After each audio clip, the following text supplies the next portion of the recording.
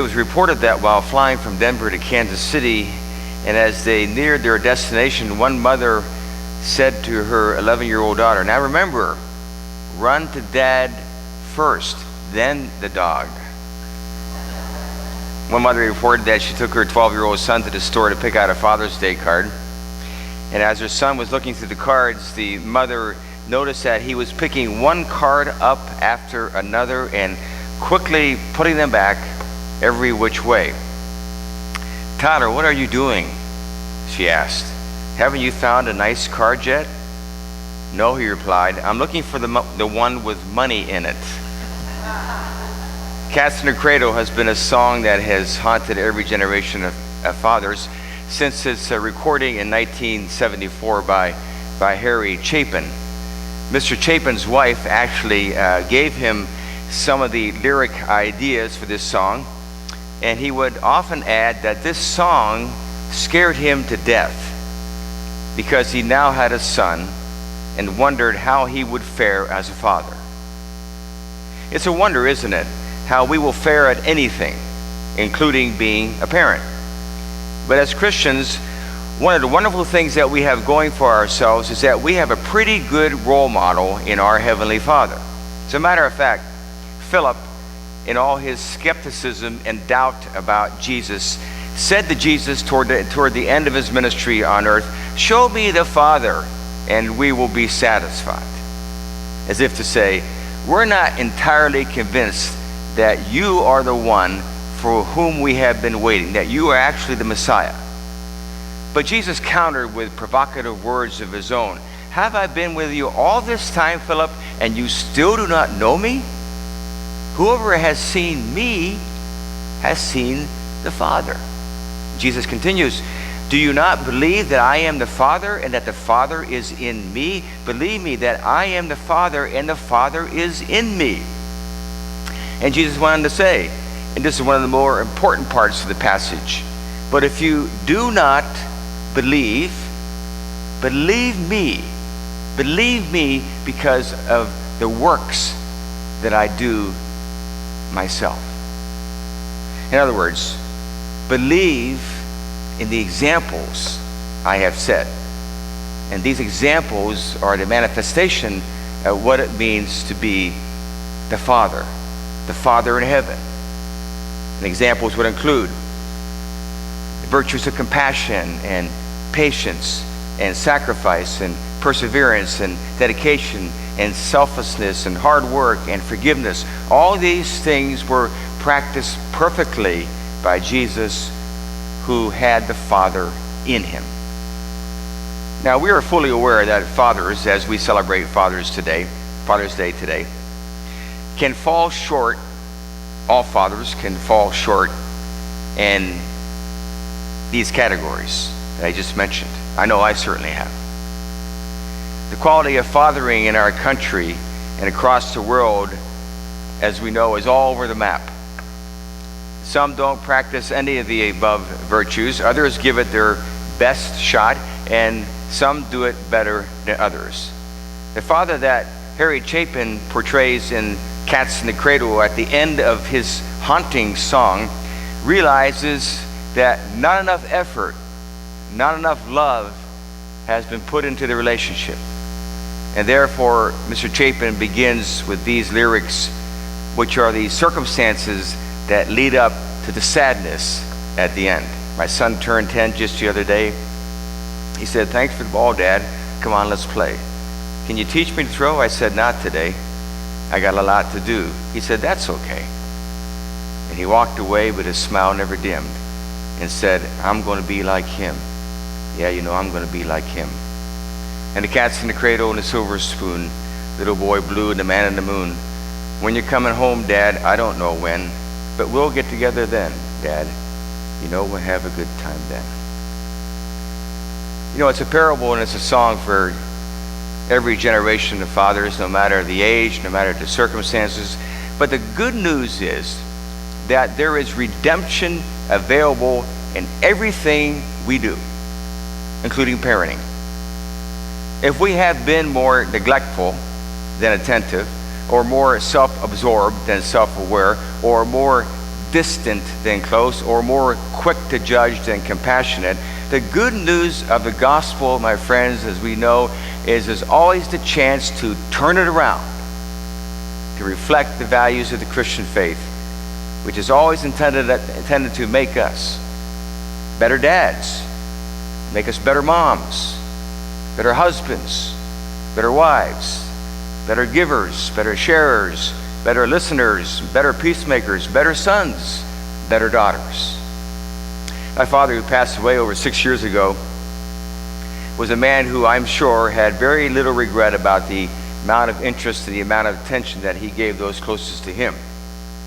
And one of the things that distinguished him, in our eyes at least, is that he always wanted to make us better people and better prepared to meet the world and its challenges. And most importantly, he did it with love, knowing that it would require an investment of his own time and resources, but in his mind and heart, there was no better investment. I was sharing with some members just a few weeks ago, and some of you may remember the story when I was in junior high, and I had the opportunity to inherit a Pittsburgh Post-Gazette early morning paper route, which required me to get up at 5:30, 6 days a week, wind, rain, sleet, snow, and make sure my customers received their paper by 6:30.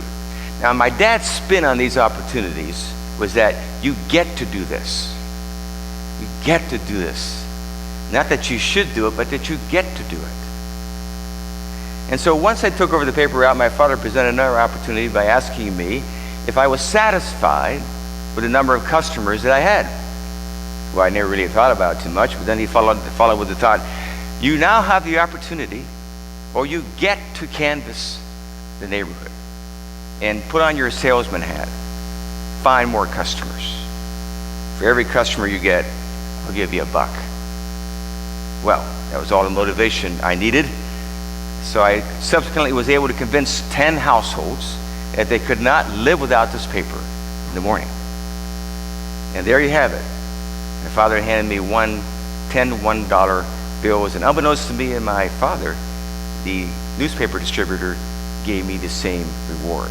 I was all of a sudden flying high with $20 extra in my pocket because my father took the time to encourage me to work hard and to never be satisfied for who you are or for what you have. So when I hear the words from the Gospel of John, show me the Father and we'll be satisfied, the words have a satisfying ring to me, because in my Father I saw the virtues, many of the virtues of my Heavenly Father. And isn't that what our faith is all about? To make our lives reflective of the virtues and the values that Jesus demonstrated here on earth. When the Apostle Paul said that my calling is an upward calling, he meant that he was always striving to do better. He was always striving to become a better Christian, to practice more the virtues of his Creator Father, who illustrated these virtues through the life and death and the resurrection of Jesus Christ. I recently read parts of the book entitled The Last Lecture by Randy Pausch. Some of you have probably heard about it, the story of a husband and a father and a computer science professor at Carnegie Mellon University in Pittsburgh, Pennsylvania, who learns that he has very little time to live after the discovery that he has terminal pancreatic cancer while only in his 40s. So he writes this last lecture to tell his students and others what's really valuable, what's really important, what's really meaningful in life. One of the chapters of the book, he writes about what he calls, it's the chapter named The Parent Lottery, meaning how blessed he was with having such solid, caring parents. It was like he had won a drawing by having the parents that he had. He said his father was a World War II medic who served in the Battle of the Bulge and who founded a nonprofit to help immigrants' children learn English. The last lecturer's author's father also sold auto insurance to clients in inner city Baltimore who had very few resources and less than desirable credit, but he found them a way to get insured and to get on the road. For a million reasons, the author said, my dad was my hero.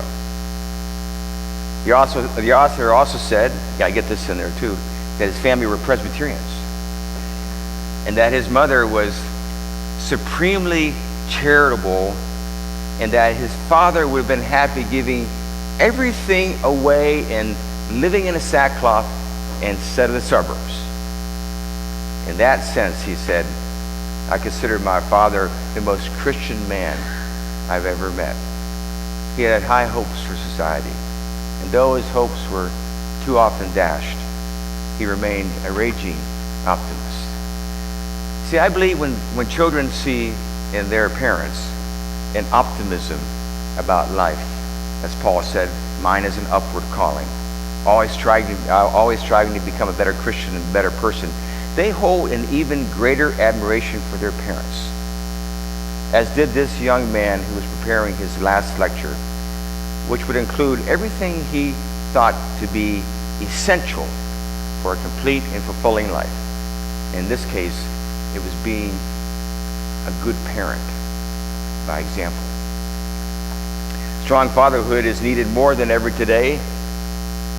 In a world of glittering devices and electronic games and social media that we know can easily distract, and families pulled in each and every direction, the stabilizing influence and guidance of fathers can make a difference in a child's life as to whether or not he or she takes the right path of life or never discovers the right path to take.